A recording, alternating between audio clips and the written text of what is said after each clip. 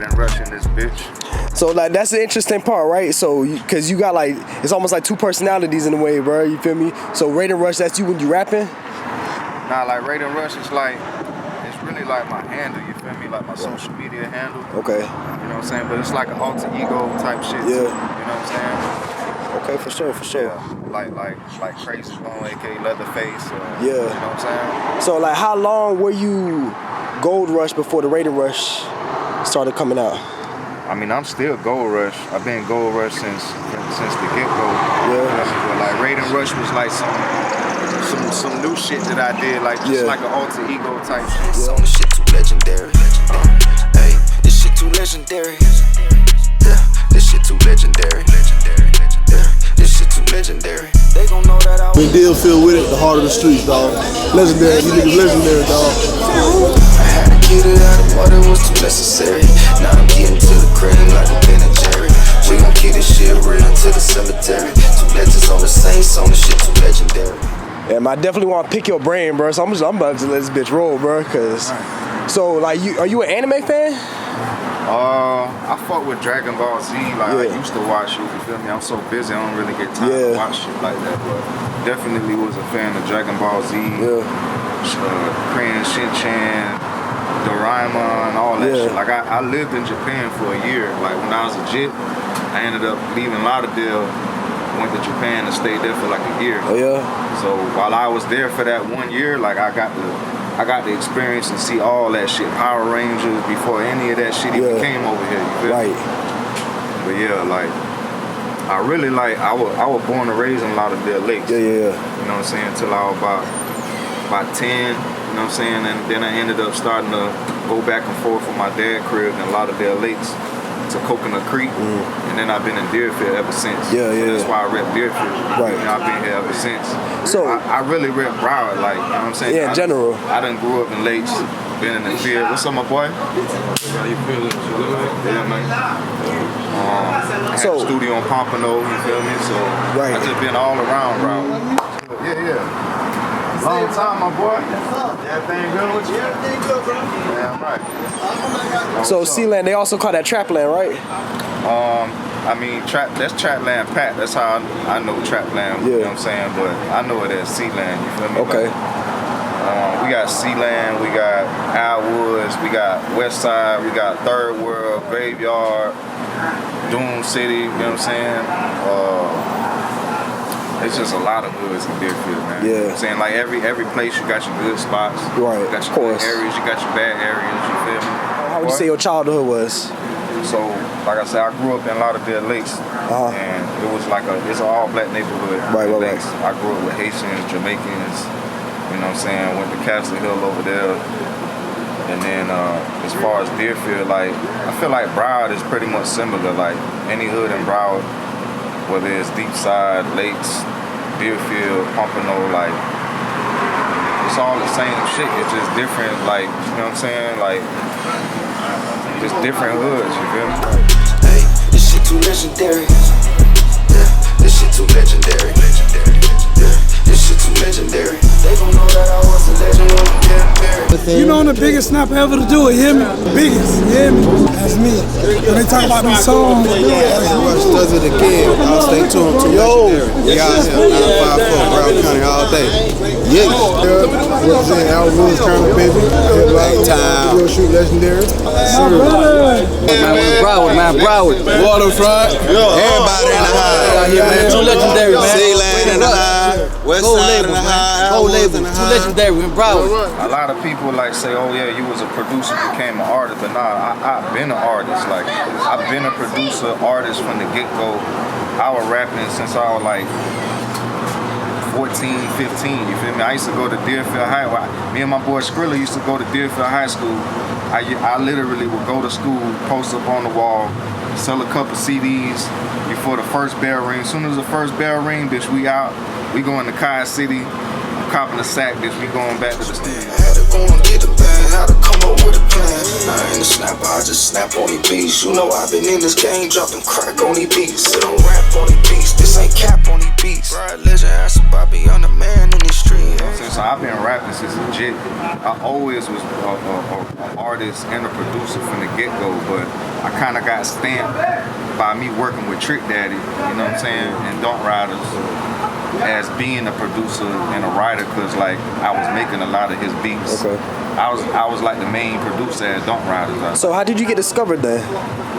So I met Trick when I was about 16. Okay. So I met Trick by meeting Pops first. I met his dad, Pops. Oh yeah? And y'all from Florida, y'all know who Pops Charles Young is, you feel me? He a legend down here. But that's Trick Daddy's dad, you feel me? So I was like about 15, 16 years old. My homie MZ, I had a clique called Too Hot Records. We were all from Deerfield. We had our own little record label, you feel me? So one night we just chilling and shit, we smoking, just vibing. We were bored, ain't shit to do, you know what I'm saying? At the time we all making music, and they knew that that's what I was doing, you feel me? They knew that I was pushing to be an artist producer. So my boy MZ like, yo, we ain't doing shit, we might as well try to go to South Beach, get you a show, you know what I'm saying? So I was like, fuck it, we ended up going down to South Beach. We walking around South Beach, ain't nothing to do. We ended up going into like a little lobby in the hotel, and my boy's like, man, let's just find the first club we see, try to get you a show. So we leave the lobby of the hotel. Soon as we walk out, the first thing we see is Club Zeno. That was Ben Zeno's club. Oh, real shit? So Ben Zeno had a club in South Beach. He had two locations. It was the first location. It was Club Zeno. So we go to Club Zeno, knock on the door, nobody there. The janitor end up walking up. He like, hey, the club ain't open, but the manager gonna be here probably like an hour or something. I was like, alright. He's like, by the way, he's Trick Daddy's dad. I'm like, Trick Daddy's dad? Like, I ain't believe him, you feel me? So we sitting there waiting. Finally, Pops ended up walking up. I still don't believe it's him because I'm looking at him like, I don't know, he kind of look like Trick, but he don't at the same time. So he get there, he introduced himself, he's like, yo, my name Pops. Woo, woo, woo. Bring us in the club, and you know, we pretty much tell him I'm trying to get a show over here, you feel me? So I had a CD, gave him the shit, he ended up playing in the club. You know, it was only like the workers and shit in there, like the bartenders and the cleanup crew, the janitors and shit, and they was all vibing to it. So that's how I met Pops. And then a few months later on, my boy Juice, which became my manager, we was all part of our label, Too Hot Records, you feel me? He ended up finding Trick Daddy's manager's number in the Ozone magazine, and it was Chuck Young. So he ended up finding the number, he hit him up, was like, yo, we ended up, he was like, yo, we met Pops, and he fucking with Gold Rush, like he fucking with our boy Rush. We were trying to see what's up. In that process, I can't remember exactly how it happened. We ended up meeting back with Pops one more time. This time he had at Club Zeno's second location on South Beach. We meet up with him over there. I had a song called Wooden Leather that I played him. He put that shit in, he started vibing to it, he loved the shit. He was like, yo, this shit right here is crazy. He's like, this is the perfect time. My son Maurice, he talking about Trick Daddy, like he's starting his new label, Don't Ryders, right now. And this would be the perfect time for me to try to plug you in. Right. So boom, a week later, I met up with Trick Daddy at the Circuit House, you know what I'm saying? Really, I met up with Chuck, which was Trick Daddy's blood brother and his manager at the time, which became my manager. So I meet up with Chuck at the Circuit House. They take us to the back of the Circuit House. It's like a little pool area with like a tiki hut studio. Yeah. So I'm walking out there. I say, what's up, Chuck? Like, what's up? Like, yeah, Trick back there. And I see the little studio back there, and I can hear that bitch whamming. Like, I can hear somebody in that bitch jamming out, you feel me? And then I see Trick Daddy walk out. Oh, shit, Trick. He walked up to me. That was the first time I met Trick. What's crazy was we had just, not too long before I met Trick that night, we opened up a studio at the Sunrise Swap Shop, like a recording studio. Ain't nobody ever did that shit. We opened up a recording studio over there, and while we was there, I'm like, man, I gotta get Trick on a song. But I ain't even believe that the shit could happen at the time. And just to fast forward a little bit, now I'm meeting him a week later, I ended up signing to Dunk Ryders as an artist and a producer. Too legendary, you know what I'm saying? Shout out to my boy Rush, you heard? Hey, we out here, man. Turf boys, y'all know what we do. Y'all know how we come. Deerfield in a fucking building, man. You already know. Gold label, once again, bringing y'all that source out. Already know Two Legends. So with Dunk Ryders, who was Dunk Ryders' first artist? Who was the first person that he signed? To be honest, I was like the first person there. Yeah, so you before Briscoe? So this what happened, like a week after I met Trick, Right. That's when I ended up meeting up with Chuck, which was his blood brother, his manager. He became my manager. He also managed the whole label. Okay. From Iceberg, all them boys. Yeah. So I ended up going there. I signed the deal. I signed as an artist and a producer and a writer. And then they ended up having some tryouts for Dunk Ryders, like shortly after that. And they did it at the Audio Vision studio. So we went to the Audio Vision studio, and Briscoe was there. You know what I'm saying? So as far as I know, I was the first one. But when I went to the tryouts, Briscoe was the first person I seen there. He had his po' boy chain on. At the time, he was signed to po' boy. You feel me? So I don't know if it was like a conflict between him being signed still with them or what, but it ain't work out for Right. some reason. He didn't become a Dunk Rider. Right. You know what I'm saying? So he was like supposed to be, but then like, you know, whatever happened, you feel me? And then he ends up getting signed like Cash Money, right? Yeah. I know I'm all over the place. I'm trying to remember because it's so, it was so long ago and there was so much shit that happened, you feel me? But like before the tryouts, I remember hearing Iceberg for the first time. Like Chuck ended up playing the shit. Like, hey, this is Young Ninja right here, Iceberg. He from Dade. We thinking about signing him. Played me his shit. I got to listen to it, check it out. You know what I'm saying? I was there when I seen Iceberg first got brought in. I was there when Fella first got brought in. Fella got brought in by my boy Fat Boy. You know what I'm saying? Shout out Fat Boy at Strong Arm and IMG. He actually worked with Flow Rider label now, Right. IMG, but he the one that discovered Fella.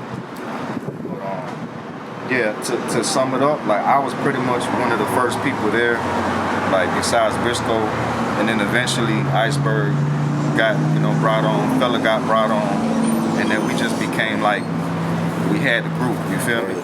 And I pretty much became like the Manny Fresh of the Dunk Ryders. Like I'll produce everything, I'm helping engineer, I'm writing a lot of shit. Like a lot of people don't know I co-wrote Bet That. Yeah. A lot of people think I produced Bet That. I didn't produce Bet That. I ain't make the beat. The Runners made that. So my first breakout record was me as an artist and a writer. Oh, so you actually got the writing credits for that. Right. Yeah. So Bet That, I didn't make the beat. The Runners made the beat. That song originally was a solo song. It was my shit. I had a whole solo song. I wrote to it 3 verses. I ended up giving it to Trick and Chuck for them to check it out, and it ended up becoming his lead single. They kept my hook. He changed a couple of words on the hook. Like I said big lacks, he said big whips. I said big stacks, he said big checks. So he switched it up kind of to his shit, you feel me? And then they kept 8 bars of one of my verses and kept me on the 3rd verse. So that's how I ended up on the record. Then after that, I caught the attention of Mike Carron at Atlantic Records. So he like kind of like got me under his wing. He started sending me beat CDs, and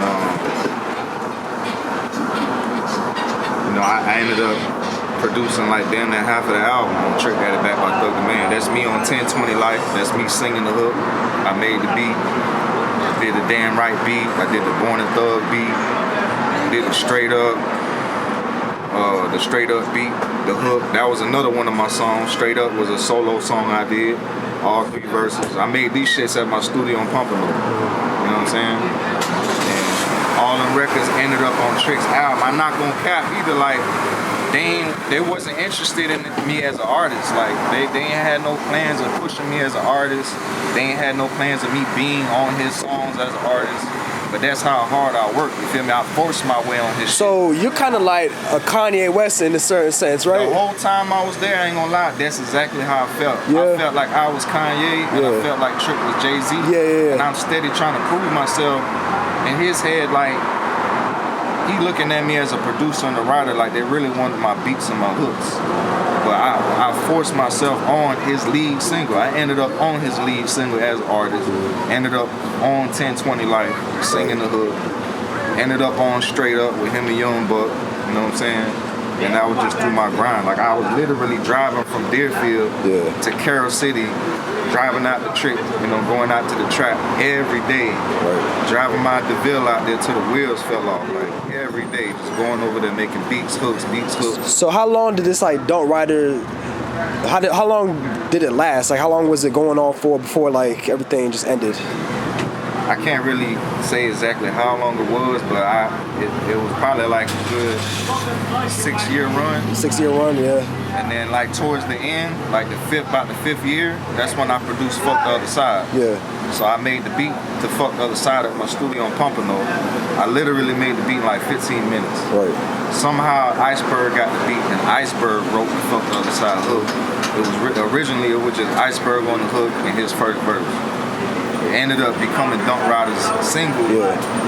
Trick ended up redoing the hook. He did the hook. Soup was Trick's younger brother. So originally, Fuck the Other Side was Iceberg on the hook, him on the first verse, Fella on the second verse, and Soup on the third verse. Soup ended up going to prison. So Trick ended up doing the third verse and doing the hook. And at the same time, that record got us with Cash Money. Right. It ended up catching the attention of Birdman. So Cash Money signed Don't Riders. They signed us based off of that single, Fuck the Other Side. Did you know that? So like when you produced it, did you just produce it like, oh, this is like just a song, whatever?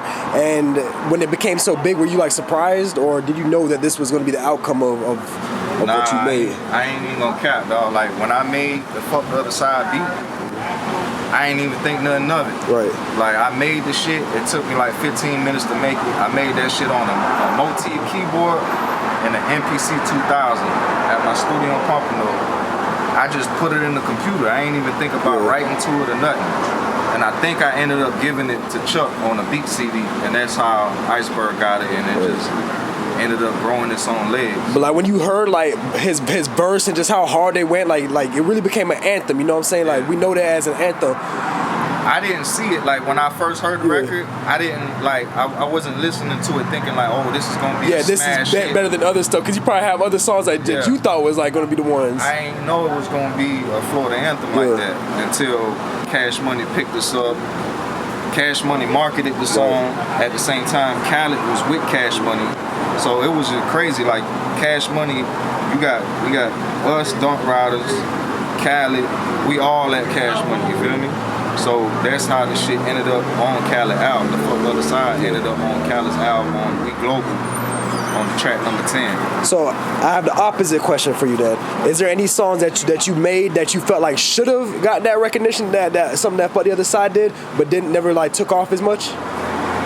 Nah, not really. I mean, I had a couple of them, but yeah, I had a couple of records that I feel like that you would have pushed. Like let's say like on the Don't Rider album and stuff. Do you have any songs that you would have pushed that you would have been like, this should be the single instead of whatever you guys ended up going with? I kind of wanted Straight Up to be the single. It almost was, because Atlantic Records was like kind of like trying to decide whether they was gonna make Straight Up the single or Bet That, but Straight Up definitely. You know what I'm saying? And I had a couple records that I had a record called Booty Call featuring Pleasure P. Right. And that was like my single that I was pushing, but shit got fucked up with the shit like.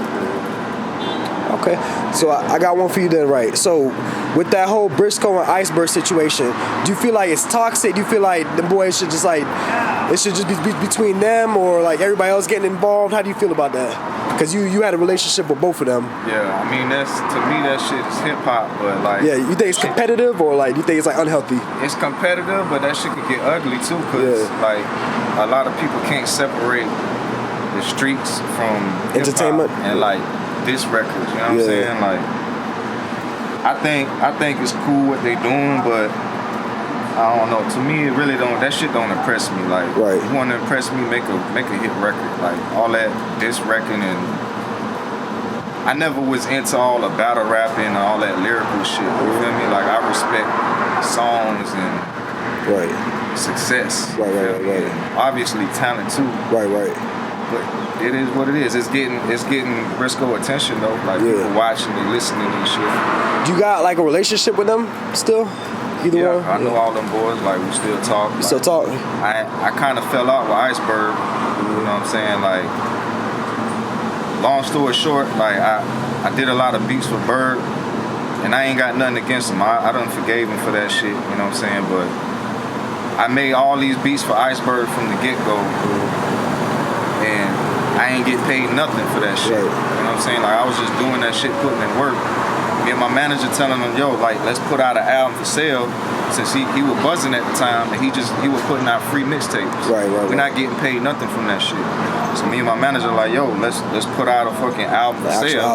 I make all the beats. We'll split the shit down the middle 50-50. He ended up doing that shit later and cut me out the whole picture, and ended up signing like 3 producers under him, put the album out with not one Gold Rush beat on it. So after that happened, it made me feel some type of way. I'm like, dog, this was your time to finally look out for me.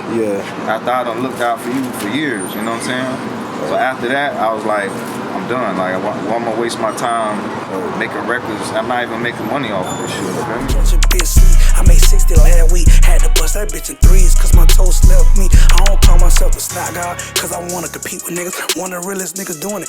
We also know that you got like a very strong working relationship with the Bone Thugs and Harmony out of Ohio and stuff. So what's that like? How did that start, and where is it now? I ended up linking up with Bone through Lazy Bone and Crazy Bone artist Kane. And my homies Rick Sanchez and Dirty Day Chico from Miami. So Rick Sanchez, Dirty Day Chico, they hooked me up with Kane, which is Crazy Bone artist. But like every time Bone would come down here and do shows, I would go out there and try to network, you feel me? So one of the shows, I ended up chopping it up with Lazy Bone, and he actually was fucking with me, you feel me? Like he ended up like, that's how we started the relationship. And then so many times of that happening, I ended up getting a call from Bone Thugs' manager that was like, yo, we got Busy Bone in town. He needs somebody to record a feature for him. Like, he's doing a feature for somebody that paid him, and we need someone to come bring a studio. I'm like, all right. I went out to, he was in Miami. I went to some crib in Miami. I brought my studio. I recorded the whole shit. And then that's kind of when I got like locked in. And then every time Bone would come, we'll link up. You feel me? So every time Bone Thugs come to Florida, we always link up. And we just kept doing that for a while. Every time they come here, we hang out. You know what I'm saying? I'm like the plug here in Florida when they come here. And then Flesh and Bone actually ended up moving here to Florida. So he moved here about probably like 2 years ago. So one day I'm chilling, Flesh and Bone called my phone. He like, yo, I just moved to Florida. I'm trying to work. He chopped up like a little business. He's like, if you comfortable with this, we could work. I'm like, all right, let's do it. So that's how me and Flesh and Bone got locked in. Now we like 2 albums in already. I done did all the beats, the recording, the mixing, the mastering. I done shot all the videos for them, getting the artwork, like all that shit. I feel like out of everyone that I done ever worked with, from Trick Daddy to... That they respect you the most? Not even just the respect, but them boys show mad love. That's what I'm saying, like the love. I ain't gonna lie, out of all the rappers I done been around, Bone Thugs like show the most love. Like it feels genuine. It feels like cool. Like they're cool as fuck. You feel me? Like, but easiest to work with, I would say, is Flesh and Bone. When I work with Flesh and Bone, he let me do me as a producer. Like he'll let me guide him, tell him what to do. And he'll do the shit, you feel me? Okay, so the opposite. Then who's the hardest person to work with? And then it's had to be like anything negative, because you know, because like the status. Like Trick is just naturally talented. But he don't like making music. Trick don't like. He ain't that type of ninja that just like being in the studio. Like Trick be in the living room watching porno, smoking bone, drinking Patron. You feel me? Like that's type of shit. Trick. Every time I be at Trick's studio, I'm in the studio making the music, doing the hooks for him. I gotta come out to the living room and take the porno out the PlayStation and put the CD in and force the beat and the hook on it. You know what I'm saying? And then finally he end up vibing to it. But that's Trick. Like he just naturally talented. He just a real genuine street dude. You know what I'm saying? He just naturally talented.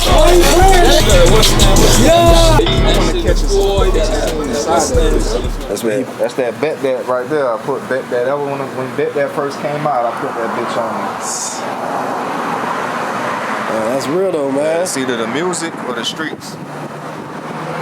One one way or the other. I do everything on Pro Tools. Oh, Pro Tools? Okay. Yeah, Pro Tools. So I got a laptop, like an old 2010 laptop that I just run Pro Tools on. I do all the recording, all the mixing on that. Yeah. And then I got a separate laptop. I got a new MacBook Pro laptop that I do all the beats. Okay. And all the videos and the editing on that shit. You do it self-taught? Somebody kind of show? I taught myself everything. Oh, get on in the video with the ticket, man. That shit gonna look real good. Oh, everything, man. Get on, man. I know what's going on. That's power. He grinding. Oh, what you been doing all day? Working, right? Grinding. Grinding, right? Needs a Dodge. Huh? Look at you, look like you a snowman. You been grinding. We need that, yeah. For people who not from here, tell them what that bunk is. Oh yeah, all y'all that don't know what bump is, that's really some dead kind of shit, but you know, it's Florida. Like, it's when you roll up a blunt or a joint, you know what I'm saying, you mix it with the weed. They really use the brown weed, like that brick weed, and then you throw that coke on that bitch. You feel me? You got sprinkle a little pot on that bitch, you feel me? That's a bump. It's that trick that Deslock. Yeah. Y'all know? Shout out my dog Deslock too, man. R.I.P. Vito Shake. Vito No Shake, you know what I'm saying? R.I.P. to the legend, you feel me? Right. I know speaking of that bump too, man. I done hit a bump joint on accident, round trip. Like it was my first time on the road with them boys. Motherfucker passed me the joint. It wasn't even trick. It was somebody else in the camp passed me the shit. I'm just hitting the shit. He was like, you know there's a bump, right? I'm like, what? I ain't know. Yeah. You know what I'm saying? How that shit make you feel, man? I ain't even really feel nothing like that. Like it give you a little rush, you feel me? Okay. But we all growing now though. Like I don't pass joints, man. I roll my own take shit. to the face, I man. ain't passing my shit, bitch. I'm too grown to be passing joints now. Right.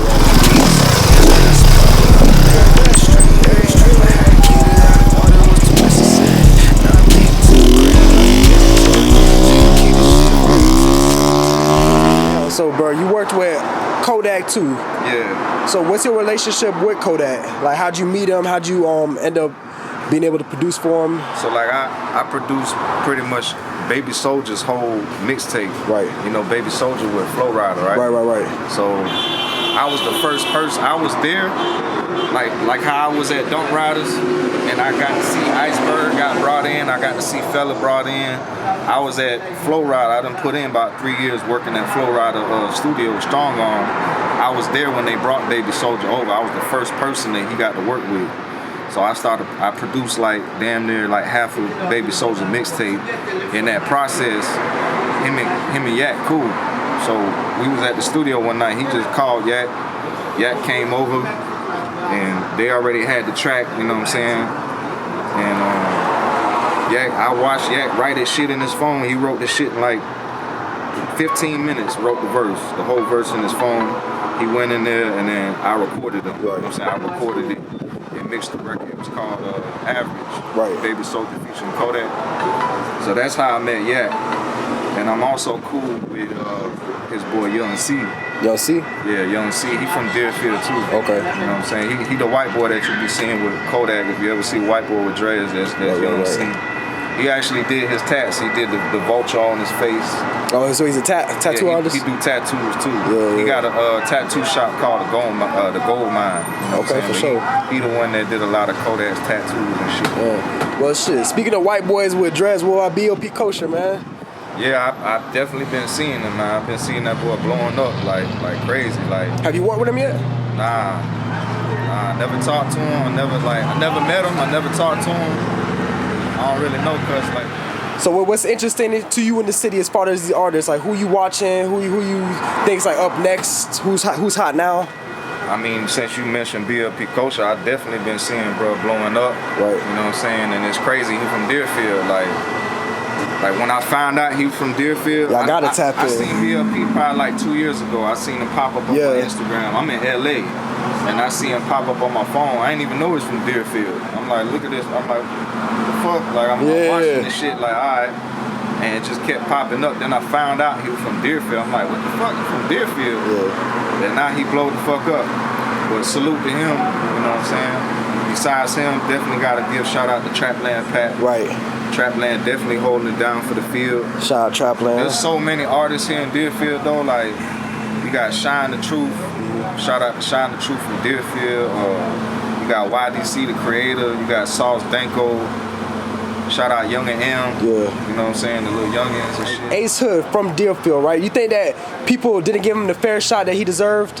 Like when they said that he was claiming Miami more than he was doing stuff for Broward? Or do you think that's like more what the label was trying to push and he didn't really have too much of a say-so in the time? Yeah, I tell a lot of people like all that, the whole shit with Ace Hood, like people saying that he was claiming Miami, that wasn't him, that was the label. I felt that was the same way the whole time. They did the same shit to me. Like I did an interview for the Ozone. I told them 5 times I'm from Deerfield, I'm from Broward, I read Deerfield, I'm from Southwest 10th Street. I read the article when it comes out and it says I'm from Miami. I'm like, what the fuck? They always do that. So I seen they did the same. The label, it was Def Jam. Def Jam at that time, Def Jam don't know what the fuck Broward is. Yeah. All they know is Miami. Like, back then, Broward ain't get no love. Like, they would go from Palm Beach and skip over to Miami. They wouldn't even mention Broward. So, like, Def Jam, I believe Def Jam and Khaled, probably really Def Jam was the ones that was marketing Ace Hood as a Miami artist. And you know, when you do music videos, when you sign to a label, it's not like you telling the label where you finna shoot the video at. Them boys took him to Miami and shot the video in Miami. Like, it ain't like Ace Hood said, oh, we finna go to Miami and shoot the video. Like, he was trying to rep Deerfield just like I was. It wasn't cool to be from Broward back then, or not even wasn't cool. Like, people ain't know what Broward was. Like, the majority of the United States, in the world. Yeah, I always felt that way. I felt like he didn't get his fair shot because he was so hot. Like, he was up there like Lil Wayne's and like making like great music. I thought he was like one of the best. Like, he really was like, he was flowing his ass off. Like, he was going in. You know what's crazy? Me and Ace Hood had a class together. Oh yeah? And I ain't even know we was in the same class together until just recently. My boy Cuts, shout out Cuts. Cuts is like, you ain't know Ace Hood was in our class together. I was like, I ain't never knew Ace Hood. I never met him, never talked to him. And then you find out that you both did. Went to the same school, but I never knew Cuz, I never talked to him. None of that. You know what I'm saying? And I actually bet that came out before Ace Hood even got brought in, you know what I'm saying, with Khaled and all that. Yeah. And I remember at one time when MySpace was hot, Ace Hood had on his MySpace people I look up to, Gold Rush. He had me as like one of the people he looked up to, you feel me? But what's crazy is the last time and the first and the last time I ever actually met Ace Hood for real, I met him at the Oakland Park Flea Market. They were shooting the We Don't Fuck With You. So it was DJ Khaled and Ace Hood. Now I used to deal with Khaled face to face. That's how I got the beat on Ace Hood's album. If y'all don't know, I produced on Ace Hood's album also. I did number 4, Gutter. I also produced number 4 on Plies album, On My Dick. So I used to meet up with Khaled face to face at 99 Jams and give him beat CD. That's how the beat ended up. That's how I got on Ace Hood's album. So like, I ended up meeting Khaled and I know I'm going all over the place. So like after I produced the shit for Ace Hood on his album, that happened by me meeting up with Khaled, giving them beat CDs and shit, right? So a little while then passed after that, and we ain't really like communicate. You feel me? So I end up hearing Ace Hood got a video that they doing at the Oakland Park Flea Market. I go down there, Khaled see me, he bring me past the ropes, you know what I'm saying? I'm like, yo, what's good, woo, woo, woo, woo. He's like, yeah, Ace Hood in the trailer. I'm like, man, you know I ain't never met that fool. Like, we both from Deerfield, I ain't never got to meet him yet. He's like, man, I'm gonna bring you back there and let you meet him. So I go back there, I get Khaled's number, because like I said, I haven't talked to him in a while. It's been a little minute since then. I get Khaled's number, email. I get Ace Hood, I asked him for his number, email. And they gave me fake phone numbers and fake emails.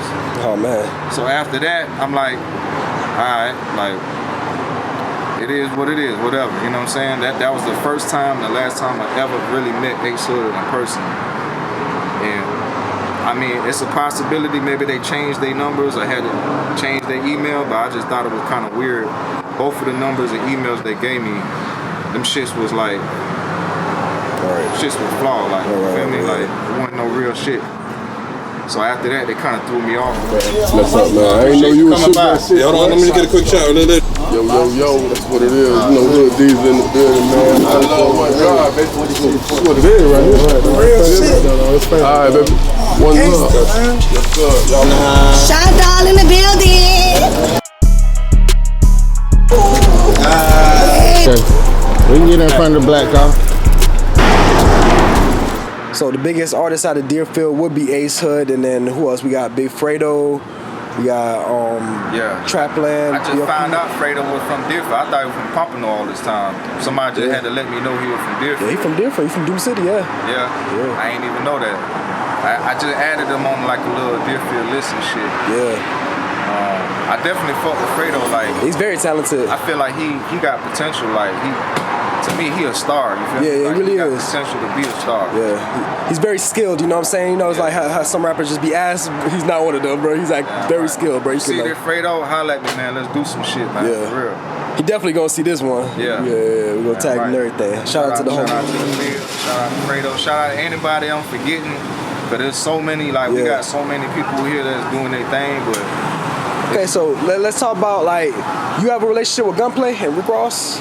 yeah, I fuck with Gunplay. Like we done had a couple sessions and shit. Yeah. We not like buddy, like we ain't tight like that. You know what I'm saying? Yeah. As far as Ross, I never really got to get tight with Ross like that because I was with Trick. You know what I'm saying? And at one time, Trick and Ross had beef.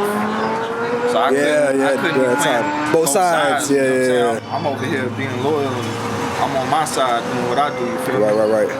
But Ross called my phone one day, like when fuck the other side was hot, he called my phone asking for beats. Yeah.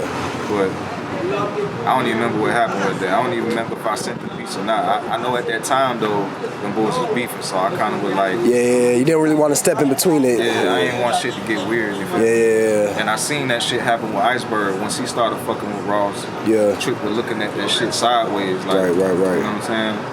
But you know, it's so funny, man, because then they end up being cool again, you know what I'm saying? Yeah. So sometimes it's like, man, niggas don't want to get in between it, you feel me? It's not that serious. Y'all are really brothers, you know what I'm saying? Yeah. So sometimes it just be like petty shit. Besides, y'all both have egos. Y'all are superstars, you feel me? Superstars come with ego, you know? You gotta keep it real, but unfortunately, sometimes keeping it real, like, go wrong sometimes. Like, that shit'll fuck you up, keeping it real. Yeah. That's the code, though. Right.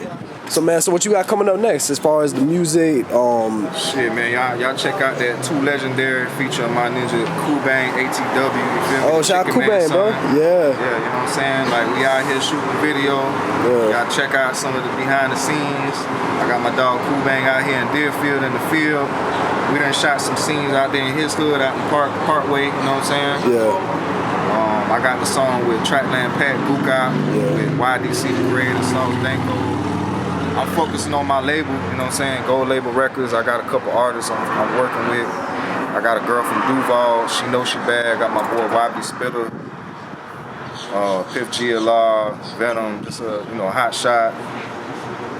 Trying to work with people in Deerfield. Like, one of my main goals now is like I really want to work with a lot of these new artists. Right. I want to work with a lot of the upcoming artists here in Deerfield, just in Broward, period. Yeah, get back to the community, man. Yeah, not even just giving back to the community, but like, to me, like, that working together is gangster to me. Yeah. Watching, like, seeing how Atlanta, them artists in Atlanta, like, they be doing features with each other and they all blowing up together. That shit gangster. I think we're doing a lot better job than we was in Broward, you feel me? At one time, you know how Broward was, man. You know how it is. At one time, but we're doing a lot better, bro. So I definitely don't want to put that stigma like that. We love each other for real. Yeah, I feel like things is changing now. Like with the new generation, like, there's more people working with, and now that Broward is hot, like there's so many people popping in Broward right now that, you know what I'm saying? Right. On that note, check out me and Shine video coming soon, having that. Like I said, me and Trapland Pat, YDC, Sauce Danko, Buka, me and Young C. Young C with Sniper Gang. I'm telling Young C, we got a song called Rich and Righteous. This ain't cap on these beats. Right, legend asked about me on the man in the street. Hey, I had to get it out of mother was too late. It's a rap, baby. It's a rap city in the basement. You already know, man. This your boy Gold Rush, aka Raidenrush, man. Shout out Street Billboards and my ninja Press Play, man. Y'all know what it is. Soy sauce, no duck sauce. That's my brother. You already know it's lit. It's a movie. We out here chilling. Period. Stay tuned, man. Gold Label shit. We got Hot Shot. We got them Turf Boys. Dirty Dave Chico, Big Lou. Boy Rick, Gooch. Welcome to the big table. It's gold label. I had to go and get them bands, had to come up with a plan. I ain't a snapper, I just snap on these beats. You know I've been in this game dropping crack on these beats. I don't rap on these beats.